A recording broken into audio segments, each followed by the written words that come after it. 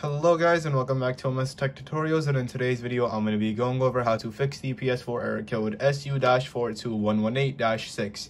And let's get straight into it. So the first thing you guys are going to do is you're simply going to turn the PS4 off, and you're going to wait for it to fully turn off / fully shut off. And one way to know that it's completely turned off is when these blinking lights have stopped blinking.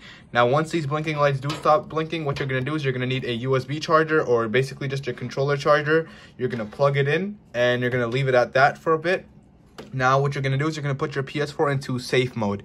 Now if you don't know how to do that, do not worry, I'll show you in this video. And what you're going to do is you're simply going to hold on the power button for about 6 to 8 seconds until you hear 2 beeps. I don't know why it's beeping right now, it's just a glitch, but okay, see, that's the first beep.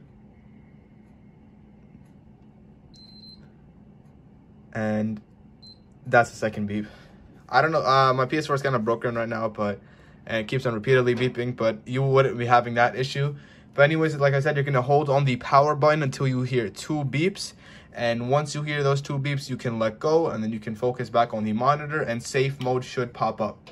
Now what you're going to do is you're simply just going to press on the power button, and you're going to go to rebuild database.